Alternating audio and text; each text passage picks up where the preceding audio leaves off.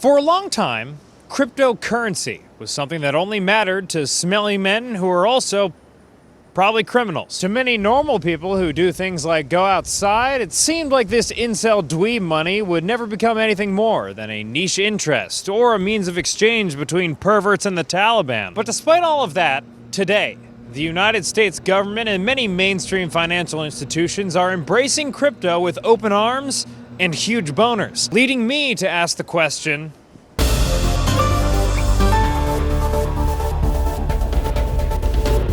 all right, everybody, sit down, open your ears, and close your legs, because I'm about to read an explainer on cryptocurrency. If we get through this, you have permission to stop this video and get a healthy snack. Investigative defines cryptocurrency as a digital or virtual currency that exists on a decentralized network of computers and is not issued by a central authority like a government. The first cryptocurrency, Bitcoin, was invented by an anonymous person or group named Satoshi Nakamoto after they published a paper in 2008 describing their vision for a purely peer-to-peer version of electronic cash that would allow online payments to be sent directly from one party to another without going through a financial institution. Bitcoin remains the most famous and by far the largest cryptocurrency today. In the simplest terms, Bitcoin is a huge spreadsheet in which column A is the anonymized names of Bitcoin owners, and column B is how many they have. The innovation of Bitcoin is that it distributes the record-keeping of that spreadsheet to a network of computers across the world called the blockchain. Bitcoin's proponents say that that feature makes it a superior form of money to government-issued or fiat currency because it doesn't rely on a central banking system. In your opinion, as an investigative reporter who's covered crypto extensively, in the year 2025, in God's year 2025, is crypto legit now? You know, it's like medium legit.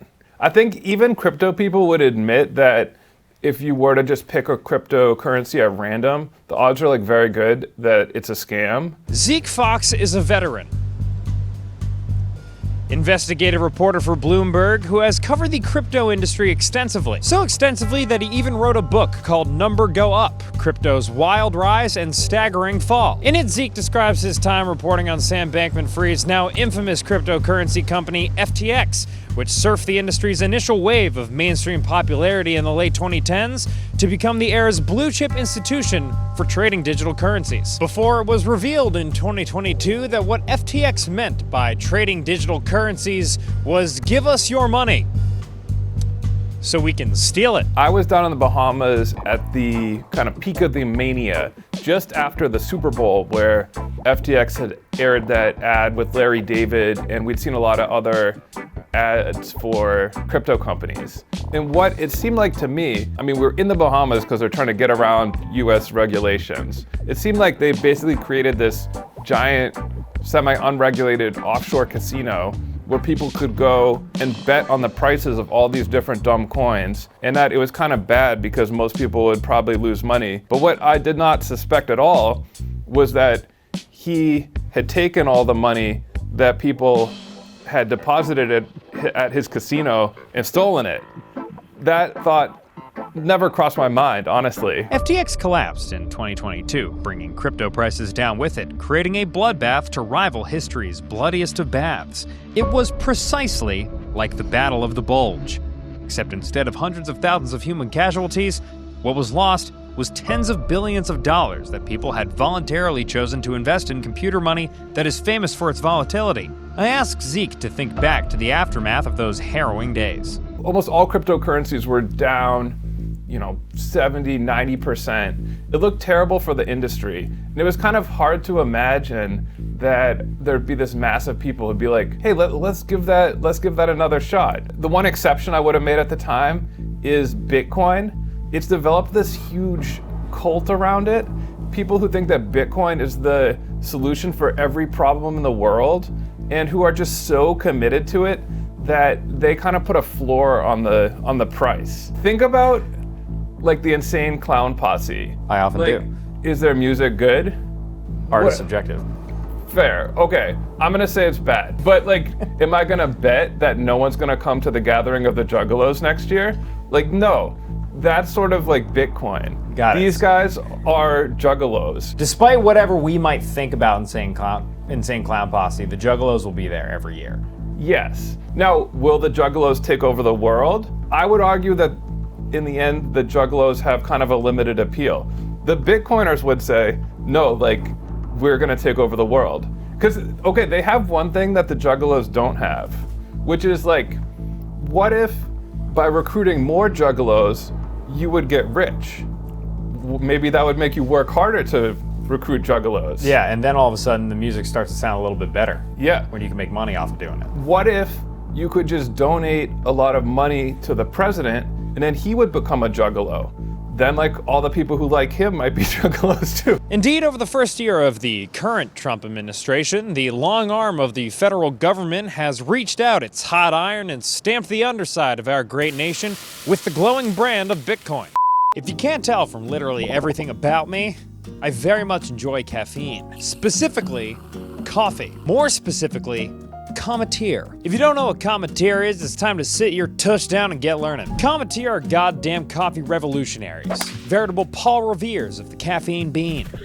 Cometeer, well, they make it actually easy to enjoy coffee, hot or iced, or an espresso right at your home. No machine required. This coffee is strong in the best way. We're talking 2 times the amount of caffeine and flavor of your average cup. I know what you're thinking, Dan, I've heard pitches like this before, but trust me, you haven't. Cometeer sources their coffee from top roasters like Onyx, Counterculture, and Intelligentsia. They precision brew a super strong coffee like the Java nerds they are. Compliment, you want Java nerds making your coffee. Then they flash freeze that potent brew, pop it in this cute little capsule, and send a bunch of them right to you, packed in dry ice. To make your own badass cup of hot coffee, you're gonna wanna pop this sucker into your mug of choice, pour 8 ounces of hot water over it, give it a little stir, and voila.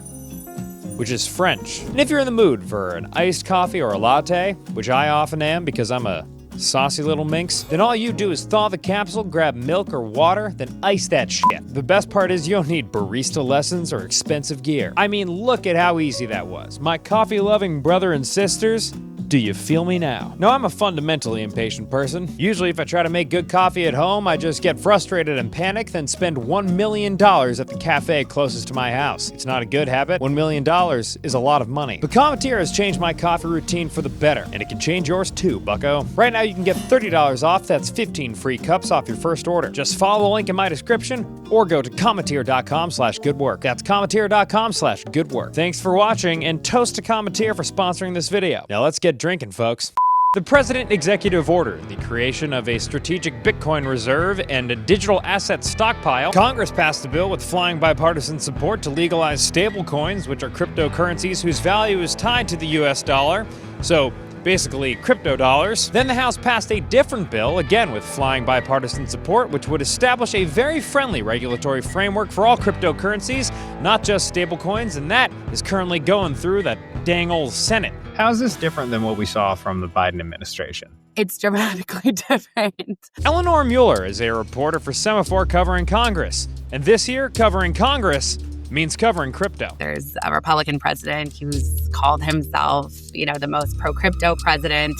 There's a House and a Senate controlled by Republicans in part because the crypto super PAC spent so much money to make sure that happened. There's a lot of momentum for legislation. I think a lot of it is lobbying. I think that after FTX, the industry has since established itself as a Washington powerhouse. Folks, it's safe to say that the crypto industry is lobbying like the bottom floor of a fucking hotel. This year, the industry has already raised $263 million to go to work sucking off Capitol Hill, which means that when it comes to sucking off Capitol Hill, they're now at the same level as Big Oil. And folks, if you're sucking off Capitol Hill like Big Oil sucks off Capitol Hill, well, quite frankly, you should be given the Pulitzer Prize for sucking off Capitol Hill, because no one sucks off Capitol Hill quite like how Big Oil sucks off Capitol Hill. Until now. On the behalf of the president, it's a little more personal. He was kind of drawn to the industry because they both felt discriminated against by traditional finance. Trump, in the instance of January 6th, after he left his first administration, he's alleged that he could not open accounts at certain banks. And then on the campaign trail, this most recent presidential election, that was something that a lot of crypto folks came to him and said, we've had the same issue. Because of who we are and what people think about us, we haven't been able to open banks. And so it kind of became this, oh, we're in this together and we're going to screw over the people that did this to us. The banks discriminated against me. The reason we got into crypto, and we're all in on crypto, and we're doing American Bitcoin, and we have World Liberty Finance and USD1, was because there was a time, and probably I'd been on this show, where I could call any single banker in New York City. They'd pick up the phone. I'd be able to get a loan for whatever real estate project I was doing across the street. Then we got into politics, and all of a sudden, they wouldn't take your call. You couldn't get financing. We were debanked. The Trumps claim there's a bias against conservatives in the mainstream financial system. Techno-conservative Silicon Valley types claim there's a bias against crypto in the mainstream financial system. The solution?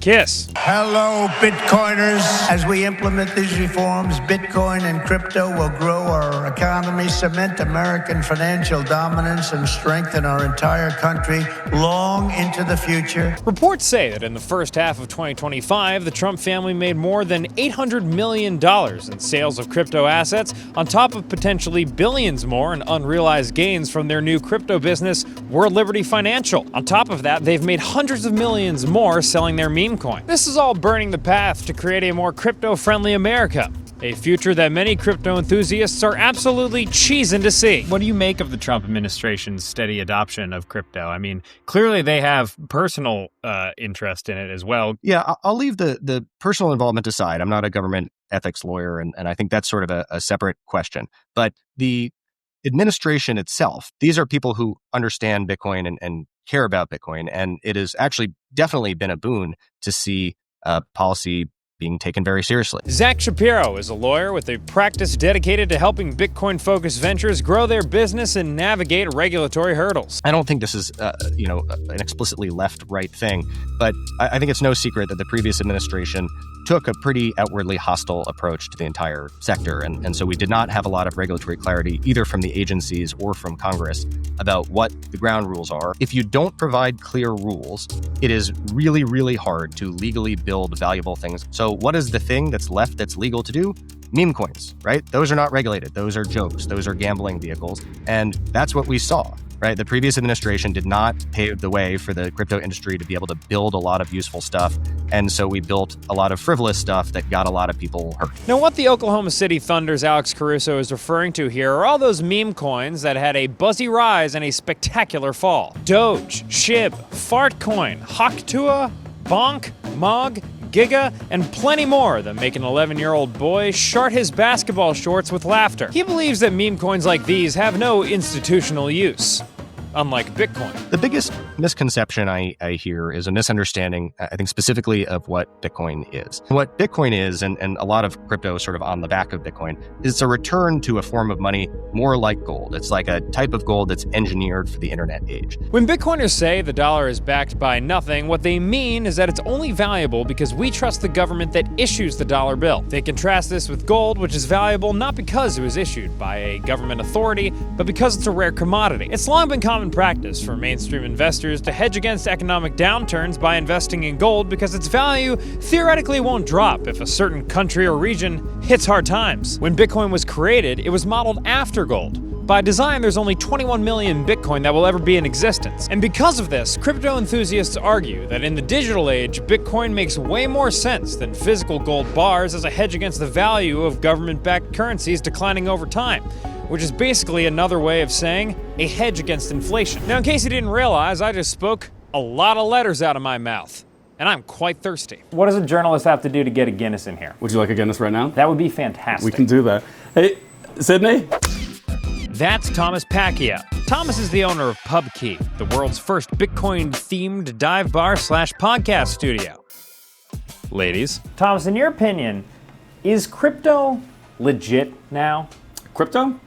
No, Bitcoin is. There's a big difference between Bitcoin and crypto. A former employee on the digital assets team at Fidelity, Thomas opened Pubkey to serve as a much-needed physical space for crypto fans to peel themselves off their gamer chairs and exchange ideas IRL. One of those crypto fans? President Donald John Trump, who visited back in 2024, immediately becoming the first president to ever pay for burgers with Bitcoin. Suck it, Eisenhower. We were not the first person or the first company to accept Bitcoin, but you're starting to see more use, as it continues to gain relevance, legitimacy, people understand it better, become more comfortable with it, then more of the attributes of broader currency are realized. Through the hardened blue eyes of my investigative face, I could tell that the opinions of Thomas and Zack were crossing streams. Both gentlemen see the mainstream financial system as a hodgepodge of inefficiencies that have been slapped together haphazardly over decades, where you need a broker to do investments, a huge company to handle your financial transactions, another team to fundraise your business, and a whole band of Korean gangsters to kill your co-founder. And they see the best tools crypto has to offer as a way out of that status quo. You can really democratize access to financial assets that right now it's pretty easy to do if you have a private banker, but otherwise there are sort of a lot of hurdles and a lot of friction in getting the most out of your assets. I think the only two types of assets that are ready for prime time are Bitcoin and stablecoins. Now, again, for clarity, stablecoins are crypto coins that are pegged to the dollar. I am a journalist that is pegged by the dollar. Zack and many of the most bullish people in crypto see a future where stablecoins are used as a means of exchange, basically to manage transactions instead of relying on big merchants like Visa. They also envision a time where stocks and bonds will be secured on that sweet blockchain spreadsheet instead of having to be managed by bankers who charge hefty fees. And these are both things that big companies are already starting to do. I think in the next 5 years, you will see maybe the vast majority of payment systems in the US basically convert to stablecoin payment systems, whether or not you even know it, right? The back end transfers are going to probably be stablecoins. Alex Thorn is the head of research at Galaxy Digital, a digital assets platform and data center developer. There are tools in decentralized finance, particularly the trading and lending of assets without the use of an intermediary, that have proven themselves as uses. And I think one of the big issues there is that we actually want more high quality assets that you can use in those things. The idea that you could use these blockchains, integrate them with traditional assets and traditional systems, and they could bring massive efficiency gains to what is really like, I mean, you need an archaeological degree just to unpack and figure out how the finance and payment system even works in this country. And I won't lie, folks.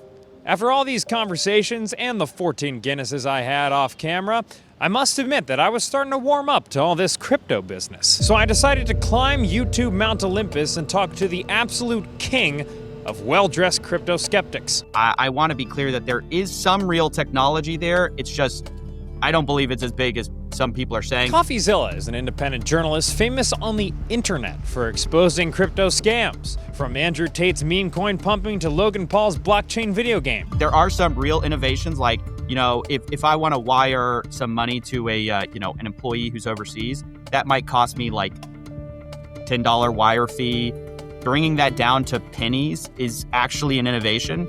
Being able to pay them directly, I know some people in like Ukraine, and maybe their banks weren't working too well or they wanted to be paid in US dollars. Being able to do that instantly is good, but I really think that we're kind of bear hugging crypto and embracing it, bringing it into mainstream payment rails in a way that's probably faster than we have answers.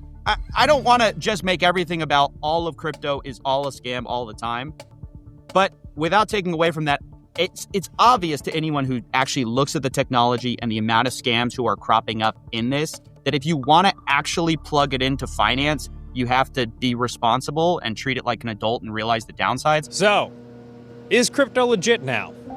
Well, if you're talking about Bitcoin, which could be used as a sort of digital gold, stable coins, which could be used as a faster way of moving dollars around, or blockchain technology, which could be used to make our financial system more efficient and accessible, then the answer could be yes. The level of enthusiasm around that yes depends on how revolutionary you think this stuff will be. But if you're talking about the rest of the crypto landscape, like meme coins and NFTs, well, not even the people staking their careers on this stuff will go to bat for that shit. And when it comes to whether or not you should invest in this stuff, well, I think my new friend Zeke said it best. This is like the simplest and I think most honest reason why you might invest in cryptocurrency.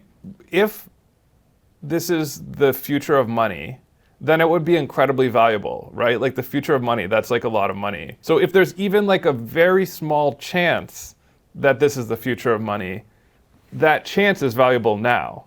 Your move, Juggalos. For good work, I'm Dan Toomey, and absolutely none of this has been financial advice.